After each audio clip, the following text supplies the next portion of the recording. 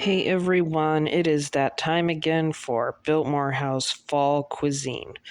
We are going to be making bacon wrapped quail cooked overnight slowly, and we're going to be making bacon braised Brussels sprouts because you can't say that 10 times fast, right? I'm going to be using some quail and some drumsticks I need to get rid of.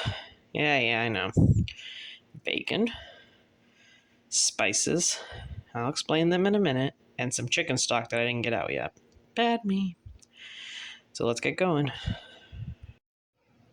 Well, our spices in question is about 1.5 cups of brown sugar, tablespoon of onion powder, garlic powder, paprika, a sprinkle of some all combined spices, and then a good sprinkle of sage.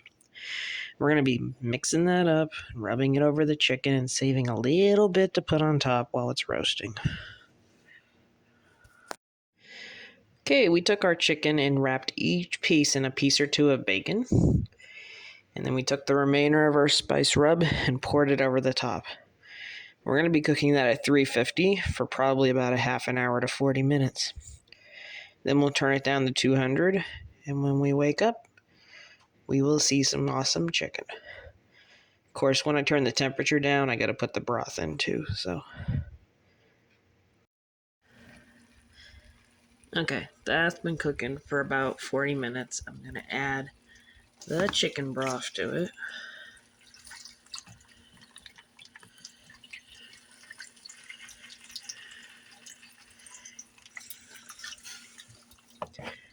And let it cook overnight at 200 degrees. And after our chicken, or young chicken and quail, whichever you used, has cooked all night, it'll look like this. And before we serve it, I'm going to put it under the broiler for 2 minutes, just to give it a crispy side. For the bed of lemon grits that we're going to be putting our chicken pieces on, we're going to need grits, butter, lemon juice, well, technically a whole lemon, but I couldn't find any that looked good. Himalayan sea salt, and black pepper. Really simple, actually. We're going to get about 1.5 cups to 2 cups of water boiling. We're going to put our grits in there once it starts boiling a little more. When our grits start to thicken up, we're going to be putting in our butter. Put in our salt and pepper. And after we stir that up a little bit, we're going to be adding in our lemon juice.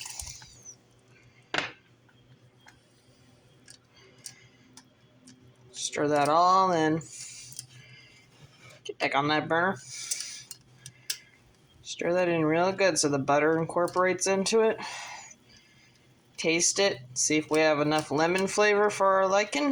If we don't, add another teaspoon or so. Or enough until you're happy with it.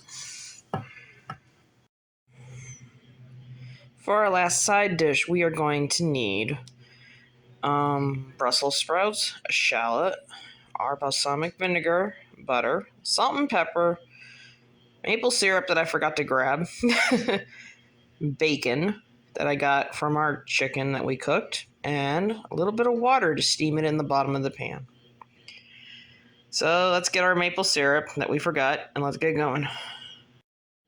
When a pan of ours heats up and we put some butter in it, we're going to start our shallots for cooking. And once we get those started, we can add our bacon in to cook and have the oils in and everything.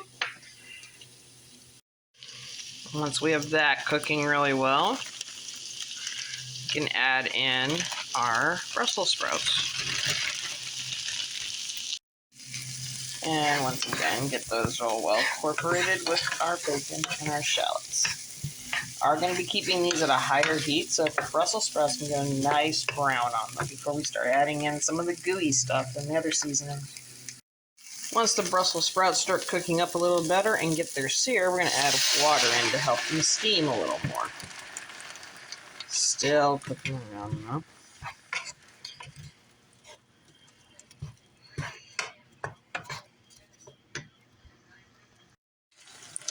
And when our water is almost boiled out, we'll add in our maple syrup mixture. I put my balsamic vinegar in with my syrup, so we can just pour them both in. That'll give it a savory but sweet flavor. I'll let everything get a little more crispy again from, steaming out, and cook it down to a reduction on that. And once it is reduced down to a more glaze-like consistency, you taste it, and if it's to your liking, the only thing left is to plate up your dinner. There we go. So our bacon-wrapped chicken that was slow-cooked overnight on a bed of lemon grits and our balsamic reduction Brussels sprouts are ready. The best part is here to try them out each in turn.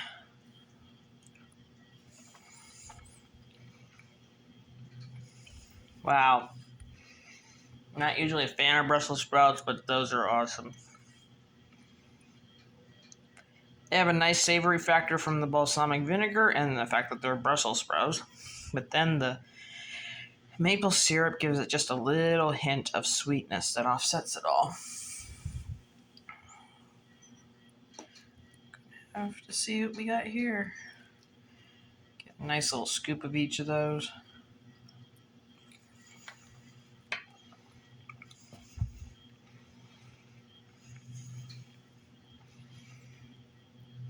Wow, chicken is melt in your mouth, kind of tender.